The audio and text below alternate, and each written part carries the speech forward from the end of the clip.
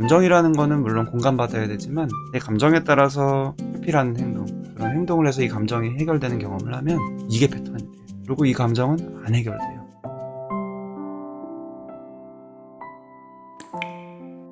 1년 가까이 직장을 좀 잘 다녔는데 빡센 민원인 상대한 이유로 번아웃과 현타가 와서 그 다음부터 코로나도 확진되고 무기력증에 힘도 빠지고 출근하는 게 매일매일 지옥 같고 민원인 얼굴 보는 게 불안하고, 그래서 집에 와도 우울하고 삶에 낙이 없어서 직장 그만두고 싶은데 막상 그만두면 또 할 게 없으니 미치겠고 요즘 정말 돌아버리겠어요. 이런 경우가 많은 것 같아요. 민원인일 수도 있고 어떤 고객일 수도 있고, 사람을 상대할 때 굉장히 감정 노동을 하고 쉬운 말로 진이 빠지고, 그래서 그 후로 번아웃도 오고 현타, 회의적인 생각도 오고, 이런 식으로 또 스트레스가 되면 면역이 취약해지니까 코로나 감염도 더 가능성이 높아지죠. 그래서 확진도 되시고, 그러니까 또 더 무기력증에 힘 빠지고.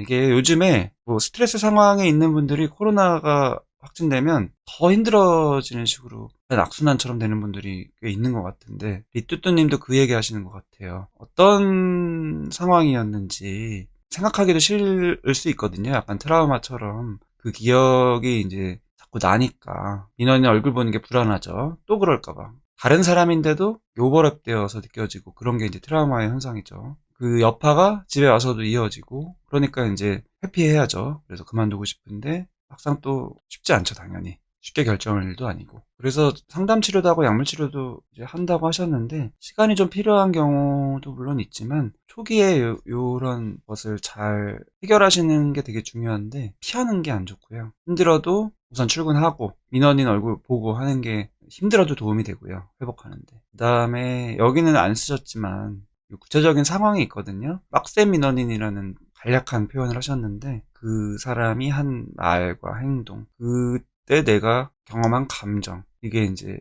확 뇌에 새겨진 거니까 그 부분을 내가 신뢰할 수 있는 사람한테 좀 자세히 풀어내고 그 내 감정을 공감받고, 이때 이제 판단받으면은 더 힘들어지고요. 철저히 공감받으면 이 감정에 좀 해소되는 느낌이 있고, 그런 식으로 하다 보면 드라마가 경험이 점점 무뎌지죠. 감정 경험이. 그거를 하시면 도움이 됩니다. 여기서 좀 얘기하셔도 돼요. 그 후에 얘기하신 거 역시 각성이라는 이제 그 트라우마 현상이죠. 누가 날 부르는 소리만 들려도 놀랜다. 그러니까 또 출근해서는 시간이 안 가고, 저녁 때도 이어진다고 하셨는데 밤에 자면서 꿈에 나타나는 경우도 있고, 멍해지는 현상도 이제 일어날 수 있죠. 헬이라고. 감정이 너무 힘드니까 내 감정에 내가 거리를 두고 벽을 치는 식으로 나를 지키는, 그게 헬이죠.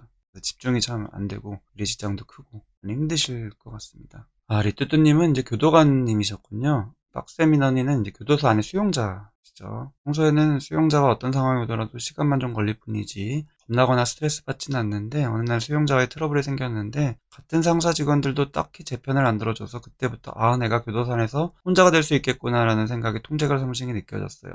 네. 이 구체적으로 표현해 주시니까 이해가 돼요. 이거는 단순히 민원인과의 문제가 아니죠. 그런 상황은 평소에도 좀 있었는데 시간은 좀 걸려도 겁나거나 스트레스 받지는 않았는데, 다른 상황이 뭐냐면 동료들이, 상사나 직원들이 내 편을 안 들어줬다. 그때 내가 이제 혼자 될 수도 있겠구나는 이런 생각.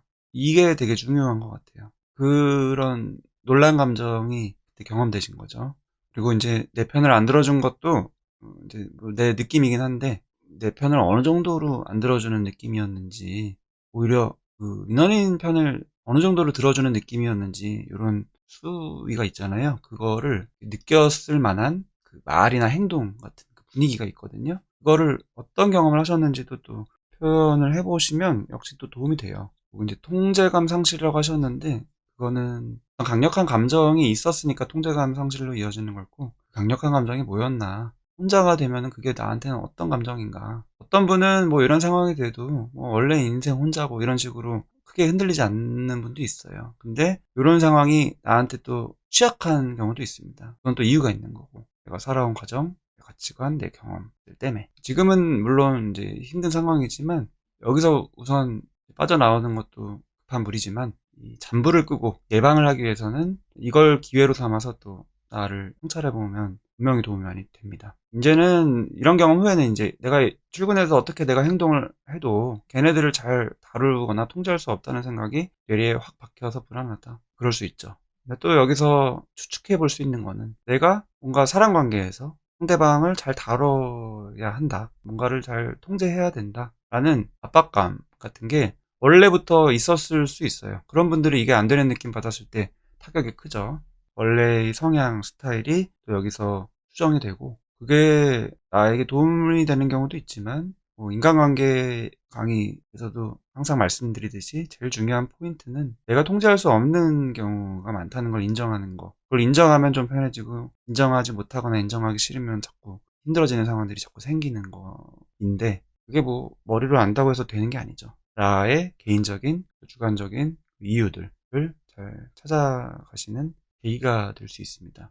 본인 얘기를 좀 더 해주셨어요. 학창 시절에 일진 애들에게 괴롭힘 당했고 초등학교, 중학교 때까지, 그래서 고등학교 때 얌전히 있어야지 일진 애들에게 찢기지 않겠구나 싶어서 고등학교 내내 얌전히 숨죽여 지낸 기억. 예전에 일진에게 느꼈던 공포스러움이 빡센 수용자에게서 느껴졌어요. 아, 그러시구나. 이거는 이해가 너무 잘 돼요. 보통 일진이라고 부르는, 보통 비행청소년이라고 부르는 학생들, 아이들이 성인이 되면은 반사회적 성격 장애로 많이 이어지고, 정말 많은 경우에 이제 교도소에 수감이 되죠. 그래서 어떤 행동하는 거나 말투나 느낌이 비슷할 수 있어요. 근데 이번에 그 공포스러움이 다시 이제 살아난 거죠. 너무너무 힘드실 것 같습니다. 어떻게 보면은 이제 아이러니 하잖아요. 그렇게 내가 일진 애들에게 괴롭힘 당했으면 그런 애들은 앞으로도 영원히 보기 싫을 텐데, 어떻게 그런 아이들이 성인이 됐었을 때 이어질 수 있는 교도소의 교도관을 직업으로 내가 선택할까? 이런 경우를 역공포 행동이라고 하죠. 너무 내가 공포스러우면 정면으로 돌파하는. 그래서 어떤 분은 고소공포증으로 힘들었던 분은 비행사가 되기도 하고, 이런 것들이 있습니다. 그만큼 나한테 영향을 많이 줬다는 거예요. 일진에게서 느꼈던 공포스러움이. 근데 이제 그래도 안전하다고 내가 느낄 수 있었던 이유는 내 편을 들어줬었으니까, 주변 동료들이 있고. 근데 이번에는 그렇지 않은 경험을 한 거니까 얼마나 놀랐겠어요. 그러니까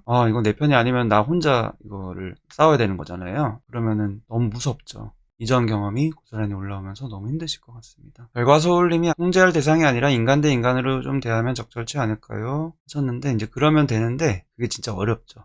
내가 하는 어떤 관계의 패턴은 준비 땅 해서 확 바뀌는 게 아니거든요. 머리로 아무리 알아도 그 순간이 되면은 감정 따라가는 거거든요. 통제해야 될 것만 같은 압박감, 그리고 통제 안 되는 느낌을 받을 때 불안감, 이런 게 오는 거고. 그래서 이런 무기력감과 우울증이 3주 정도 됐는데, 이 사건 이후로 이제 직장에 대한 유대감과 열정이 확 증발해버려서 지금 직장에서 나아져봤자 오래 다닐 직장은 아니겠다라는 생각에 정이 확 떨어졌다. 이젠 머릿속에 그만두고 싶다, 이런 생각이 지배하고 있다. 3주면은 얼마 안 되신 거니까 이 감정 여파가 아직 힘드실 것 같고요. 근데 또 초기 한 달이 되게 중요해요. 그래서 그런 PTSD 진단 기준도 한 달이라는 게 그래서 있는 건데, 아까 진료도 받으신다고 하셨는데 꾸준히 받으시고, 필요하시면 약도 복용하시고, 이 상황에 대해서 믿을 수 있는 사람한테 본인 감정 풀어놓고 펼쳐놓고, 지금 이번 3주 전에 있었던 일뿐만이 아니라 예전에 학창시절에 있었던 일까지도 당연히 이어지는 감정선이기 때문에 쭉 표현하면서 해소하면 회복되실 수 있거든요. 힘드실 수 있지만 직장을 그만두는 거는 답이 아니긴 해요. 당장 안 힘든 느낌은 받을 수 있지만 회피가 되기 때문에, 트라우마에서 회피라는 거는 악순환을 일으키거든요. 더 오래 갈 수 있어요. 왜냐하면 수감자는 안 볼 수 있지만 일상에서 그런 느낌을 주는 사람은 언제 어디서든지 만날 수 있기 때문에 내 영역이 점점 좁아질 수 있어요. 그만두더라도 다 회복되고 그만두시는 게 훨씬 후회할 가능성이 적습니다. 휴가나 연가나 내든 일을 대충대충 하든 최소한 그만두지만 않으면 그게 되게 또 중요한 견디는 훈련이 돼요. 감정이라는 거는 물론 공감받아야 되지만 내 감정에 따라서 회피라는 행동, 그런 행동을 해서 이 감정이 해결되는 경험을 하면 이게 패턴이 돼요. 그리고 이 감정은 안 해결돼요. 잠깐 내려가서 좋아요 한 번만 눌러주시면 저한테 도움이 많이 되고요. 다른 분들도 많이 시청을 할 수가 있는 기회가 됩니다.